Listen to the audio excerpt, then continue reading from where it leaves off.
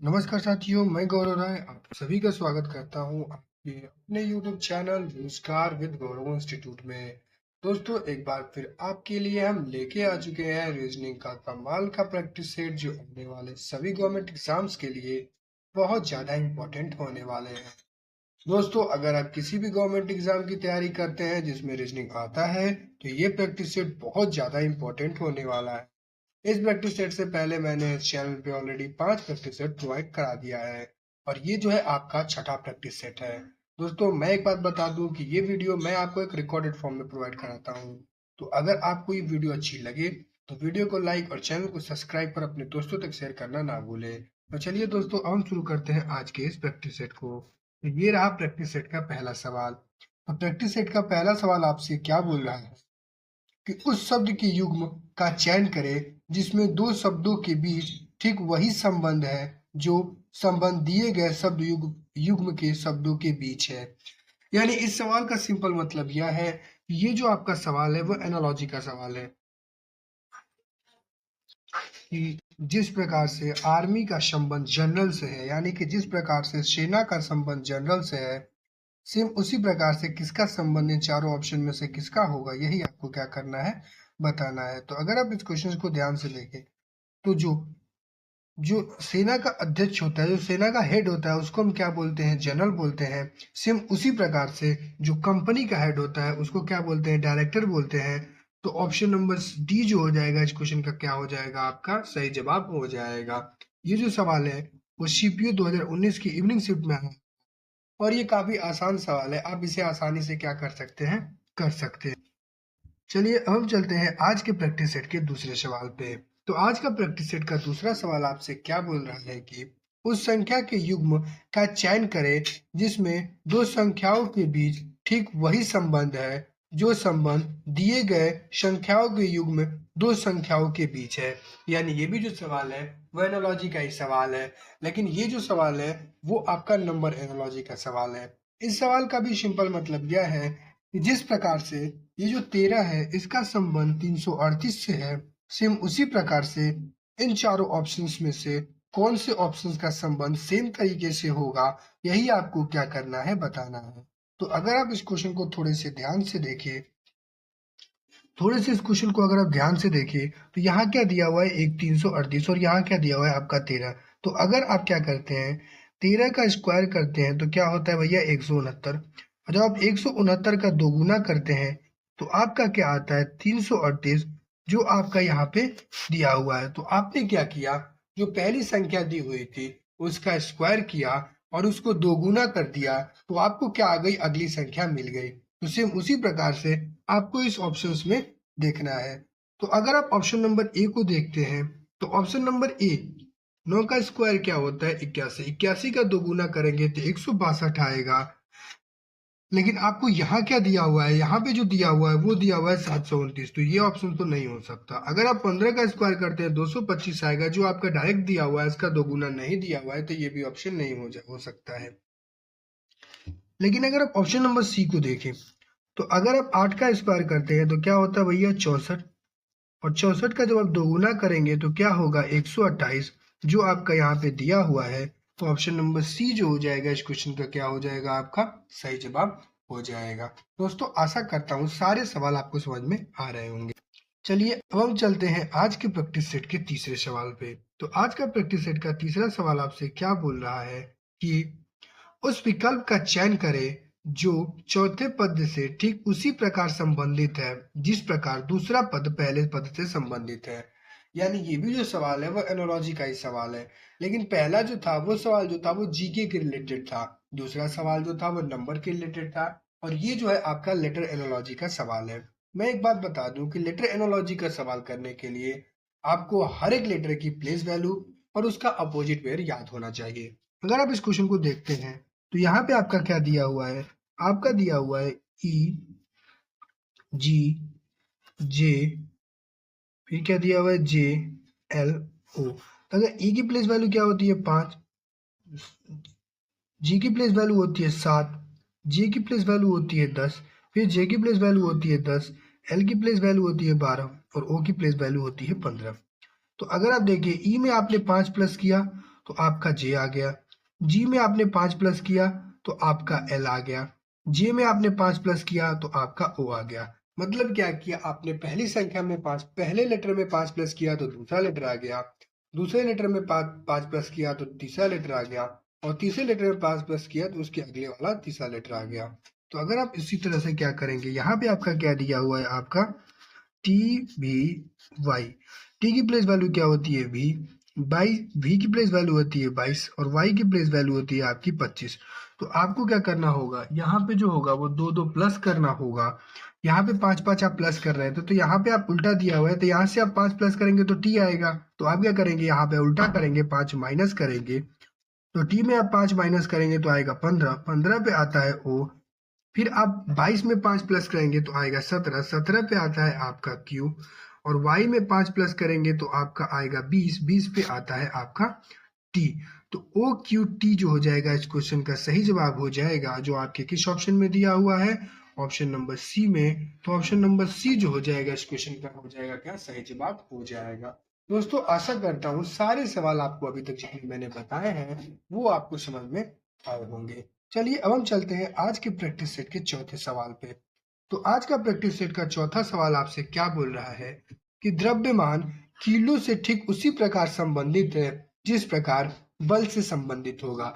यानी ये जो सवाल भी है क्या है, एनालॉजी का है। इस सवाल का सिंपल मतलब यह है कि जिस प्रकार से किलो का द्रव्यमान का संबंध किलोग्राम से है, सेम उसी प्रकार से बल का संबंध किससे होगा, यही आपको क्या करना है, बताना है। तो अगर आप इस क्वेश्चन को थोड़े से ध्यान से देखें तो क्या दिया हुआ है, द्रव्यमान। द्रव्यमान मतलब क्या होता है, वेट। वेट को कैसे नापा जाता है, किलोग्राम से। सेम उसी प्रकार से बल को कैसे नापा जाएगा, तो बल को जो नापा जाता है वो नापा जाता है आपके न्यूटन से। तो न्यूटन जो हो जाएगा इस क्वेश्चन का सही जवाब हो जाएगा, जो आपके किस ऑप्शन में दिया हुआ है, ऑप्शन नंबर सी में। तो ऑप्शन नंबर सी जो हो जाएगा इस क्वेश्चन का क्या हो जाएगा, आपका सही जवाब हो जाएगा। चलिए अब हम चलते हैं आज के प्रैक्टिस सेट के 5वें सवाल पे। तो आज का प्रैक्टिस सेट का 5वां सवाल आपसे यह बोल रहा है, उस शब्द के युग्म का चयन करें जिसमें दो शब्दों के बीच ठीक वही संबंध है जो संबंध दिए गए शब्दों के युग्म शब्दों के बीच है। यानी ये जो सवाल आपसे सिंपल यह बोल रहा है, तो जिस प्रकार से स्माइल का संबंध लाफ्टर से है, यानी कि मुस्कान का संबंध हंसी से है, सेम उसी प्रकार से किसका संबंध किससे होगा, यही आपको क्या करना है भैया, बताना है।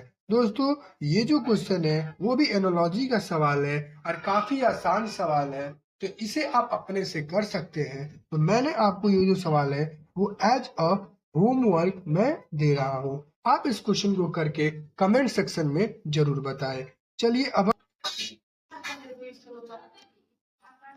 हम चलते हैं आज के प्रैक्टिस सेट के छठे सवाल पे। तो आज का प्रैक्टिस सेट का छठा सवाल क्या बोल रहा है कि उस संख्या के युग्म का चयन करें जो दो संख्याओं के बीच ठीक वही संबंध है जिस प्रकार संख्या युग्म के संख्याओं के बीच होगा। ये जो शब्द दिया हुआ है यहाँ पे आप संख्या लिख लीजिएगा, शब्दों की जगह क्या लिख लीजिएगा, आप संख्या लिख लीजिएगा। इस सवाल का सिंपल मतलब यह है कि जिस प्रकार से 216 का संबंध 343 से है, सेम उसी प्रकार से इन चारों ऑप्शन में से किन शब्दों का संबंध होगा, यही आपको क्या करना है, बताना है। तो अगर आप इस क्वेश्चन को थोड़े से ध्यान से देखें तो यहाँ पे क्या दिया हुआ है, 216। 216 जो होता है वो आपका क्या होता है भैया, 6 का क्यूब होता है। कितना होता है, 216। और जो 7 का क्यूब होता है वो कितना होता है, 343। तो इस सवाल में क्या किया है, पहले एक संख्या का क्यूब किया है, फिर उसकी अगली संख्या का क्यूब किया है। अगर आप ऑप्शन नंबर ए में देखें तो 216 तो आपका क्यूब होता है, लेकिन 227 किसी का क्यूब नहीं होता है, तो ऑप्शन नंबर ए तो नहीं होगा। ऑप्शन नंबर बी 1009 किसी का क्यूब नहीं होता है, तो ये भी नहीं होगा। ऑप्शन नंबर सी में क्या किया है, पहले इसने 3 का क्यूब किया और फिर इसने क्या कर दिया भैया, 5 का क्यूब कर दिया, लेकिन करना क्या चाहिए था, इसको 4 का क्यूब करना चाहिए था। तो ये भी ऑप्शन आपका नहीं होगा। ऑप्शन नंबर डी जो हो जाएगा इस क्वेश्चन का क्या हो जाएगा, सही जवाब हो जाएगा। ये होगा कैसे, ये देखिए, अगर आप 2 का क्यूब करते हैं तो आपका 8 होता है और उसकी अगली संख्या 3 का क्यूब करते हैं तो आपका क्या होता है, 27 होता है। तो ऑप्शन नंबर डी जो हो जाएगा इस क्वेश्चन का क्या हो जाएगा, आपका सही जवाब हो जाएगा। चलिए अब हम चलते हैं आज के प्रैक्टिस सेट के 7वें सवाल पे। तो आज के प्रैक्टिस सेट का 7वां सवाल क्या बोल रहा है कि जिस प्रकार बावर्ची का संबंध भोजन से है, ठीक उसी प्रकार नृत्य निर्देशक का संबंध किससे होगा, यही आपको क्या करना है बताना है। दोस्तों ये भी जो सवाल है वो एनालॉजी का ही सवाल है। इस सवाल का सिंपल मतलब यह है कि जिस प्रकार से बावर्ची का संबंध भोजन बनाने से है, ठीक उसी प्रकार से नृत्य निर्देशक का संबंध किससे होगा, यही आपको क्या करना है बताना है।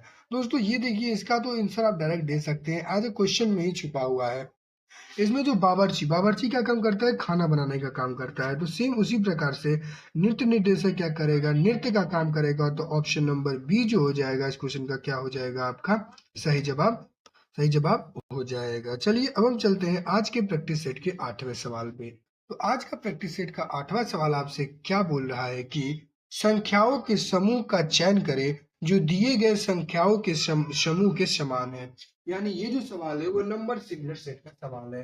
इस सवाल का सिंपल मतलब यह है कि जिस प्रकार से 13, 40 और 21 का आपस में संबंध है, सेम उसी प्रकार से इन संख्याओं चारों ऑप्शंस में से कौन सी संख्याओं के बीच समान समान समान मतलब संबंध बनेंगे, यही आपको क्या करने हैं बताने हैं। तो अगर आप इस क्वेश्चन को ध्यान से देखें तो यहाँ पे क्या किया है, 13 13 का 3 गुना करेंगे तो क्या हो जाएगा आपका 39। 39 में 1 जोड़ेंगे तो आपका क्या हो जाएगा 40। सेम उसी प्रकार से अगर आप 40 का 3 गुना करेंगे तो आपका क्या हो जाएगा 120। 120 में 1 जोड़ेंगे तो आपका क्या हो जाएगा 121 जो यहाँ पे दिया हुआ है। मतलब पहली संख्या का 3 गुना किया और प्लस 1 किया तो दूसरी संख्या आई, दूसरी संख्या का 3 गुना किया प्लस 1 किया तो आपकी तीसरी संख्या आ गई। उसी प्रकार से अगर आप ऑप्शन नंबर ए को देखते हैं तो अगर आपने 5 का 3 गुना किया तो क्या हो जाएगा भैया 15। 15 में 1 जोड़ा तो आपका क्या आ गया 16। सेम उसी प्रकार से अगर आपने 16 का 3 गुना किया तो आपका आया 38 और 38 में 1 जोड़ा तो आपको क्या आया 49। तो ऑप्शन नंबर ए जो हो जाएगा इस क्वेश्चन का क्या हो जाएगा आपका सही जवाब हो जाएगा। चलिए अब हम चलते हैं आज के प्रैक्टिस सेट के 9वें सवाल पे।